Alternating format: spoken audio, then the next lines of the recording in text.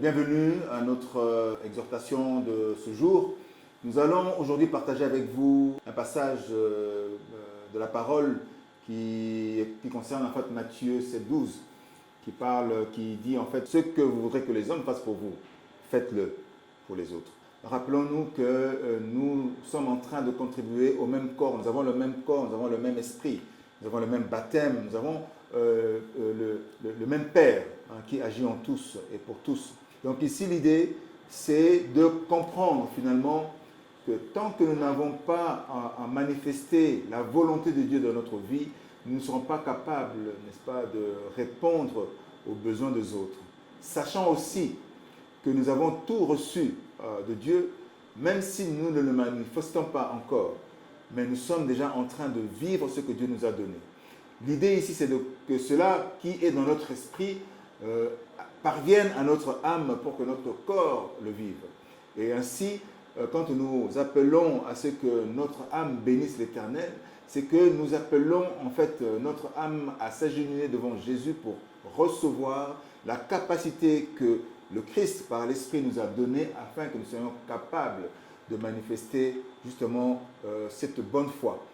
Et en parlant de foi, dans la parole, dans Éphésiens, nous sommes appelés et emmenés, n'est-ce pas, à être liés ensemble par la paix, mais surtout pour grandir dans la même foi et en cherchant l'unité de la foi par le lien de la paix afin justement de fonctionner, de contribuer à l'œuvre de Christ dans la vie. Parce que Dieu n'a pas changé depuis lors et sa parole est toujours la même. Quand nous savons que Christ est mort pour nous à la croix, nous savons qu'il l'a fait par amour. Donc l'amour, en fait, c'est de savoir que nous pouvons être comme tout le monde. Nous avons des faiblesses. Et ces faiblesses-là en nous, c'est ce que nous appelons les autres. Parce que nous avons l'humanité en nous. Et Christ, par son esprit, est venu nous libérer de la loi, mais qui fait quand même que nous sommes malgré tout les humains. Et ces humains en nous se manifestent par les émotions, les sentiments. L'autre, c'est les sentiments qui se manifestent. L'autre, c'est l'ego qui se manifeste. L'autre, c'est la faiblesse, c'est la maladie. Donc, quand l'autre manifeste ou exprime sa maladie, ben c'est l'autre. Quand l'autre exprime sa faiblesse, c'est l'autre. Donc, quand nous sommes dans le monde, l'autre, c'est celui qui parle, c'est celui qui s'exprime. L'expression de l'autre, c'est ce face à quoi nous sommes. Maintenant, l'autre démontre qu'il a besoin d'être édifié. C'est parce qu'il démontre une faiblesse. C'est parce qu'il démontre ses limites.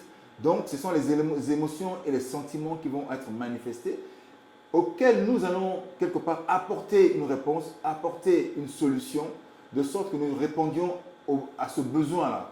C'est pour ça que nous sommes appelés à répondre aux besoins de ceux de notre génération. C'est vrai que si je dois savoir ce qu'on doit faire pour moi, j'attends que le Père Céleste, par son esprit, au nom de Jésus, fasse pour moi que je puisse obéir, continuer à obéir à ses commandements. Parce que c'est la seule chose qui existe sur terre. Tant qu'on n'a pas ça, on n'est pas avec la parole de Dieu, on est nulle part ailleurs. Et c'est ça qui nous guérit, c'est ça qui nous protège, c'est sa parole qui nous donne la vie. C'est ses commandements qui nous guident, qui nous fait fonctionner. C'est ces préceptes qui font qu'aujourd'hui, nous pouvons être debout parce que c'est sa parole qui nous façonne au quotidien. Donc, c'est Dieu qui fait pour moi. Maintenant, il y a les hommes au travers desquels le Père Céleste passe. C'est que moi, je veux que ceux qui obéissent à Dieu, ceux qui comprennent Dieu, ceux qui veulent chercher Dieu, viennent dans la présence du Seigneur avec moi. C'est ce que si je pourrais attendre quelque chose. Afin que nous puissions tous nous mettre à construire, à participer à la construction du corps de Christ, où chacun, selon ses capacités, va pouvoir mettre en place ses activités pour répondre à la croissance du corps de Christ dans l'amour. Mais l'amour ne se manifeste pas aussi facilement. C'est d'abord la recherche de la paix. Donc, si nous voulons manifester l'amour, il nous faut justement chercher l'unité dans l'esprit par le lien de la paix. Parce qu'en cherchant la paix, nous devenons capables d'être ensemble dans l'esprit. Et dans cet esprit-là, nous commençons à nous édifier les uns les autres pour manifester l'amour. Donc, la chose la plus importante, c'est l'amour. C'est sacrifier, c'est en fait selon la loi. Comme Jésus a fait lui-même, il nous a montré l'exemple, par son amour, il sacrifie ses propres besoins. Il était Dieu, il s'est fait homme, afin que nous devenions des dieux sur la terre, tel que Dieu est dans le ciel. Par ses meurtrissures, il nous a donné la santé divine parce que nous étions déjà morts, perdus. Et Il s'est fait pauvre afin que nous soyons devenus riches aujourd'hui et que nous puissions prétendre vivre une vie juste dans la justice. Et puis il est mort afin que nous puissions avoir la vie et que dans sa glorification, il nous donne la capacité d'être saints comme Dieu lui-même est saint. Dieu lui-même nous dit soyez saints comme je suis saint. Et sur cette terre, il n'y a pas autre chose que la justice et la sainteté pour pouvoir aller et obéir à Dieu et surtout vivre l'amour que Christ veut pouvoir attendre de nous. Et surtout, le sacrifice dont on parle ne se manifeste que par la justice et la sainteté. Parce que nous ne sommes pas capables. Parce que si nous oublions cela, ben nous allons commencer plutôt à voir nos besoins et à répondre à nos propres critères, c'est-à-dire nos besoins charnels qui finalement nous trompent.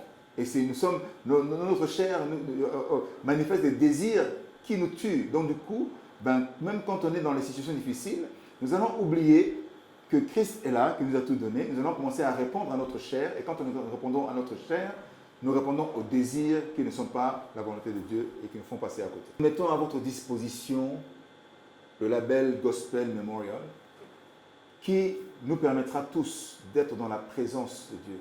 Vous savez, nous savons que Dieu n'a pas changé et son onction n'a pas changé. Au travers de l'ancienne manière que Dieu bénissait son peuple, le corps de Christ, il nous rappelle aujourd'hui, au travers de Gospel Memorial, de revenir à lui pour aller dans son conseil et puis chercher à obéir à sa volonté, de sorte qu'il puisse nous équiper de la force, nous équiper de la conscience, nous équiper de cette intuition et de cette volonté dans notre âme afin que nous puissions fonctionner selon son esprit. Parce que nous ne pouvons pas être conduits par le Saint-Esprit si nous ne sommes pas dans la présence du Seigneur. Nous ne pourrions même pas nous nourrir et prétendre recevoir le message et la conduite du Saint-Esprit tant que nous ne sommes pas dans sa présence et que nous ne l'appelions pas à manifester autour de nous sa présence. Donc Gospel Memorial, au travers de ses œuvres, au travers aussi de ses relations, parce que nous allons travailler aussi avec d'autres partenaires, d'autres artistes, d'autres hommes, d'autres serviteurs, pour justement constituer une plateforme de ceux qui contribuent justement à mobiliser et à promouvoir à la présence du Seigneur dans tout ce que nous faisons, parce qu'il n'y a rien sans le Seigneur, et c'est dans sa présence que nous arriverons à tendre vers la réussite, ensemble dans l'amour, pendant la construction du corps de Christ.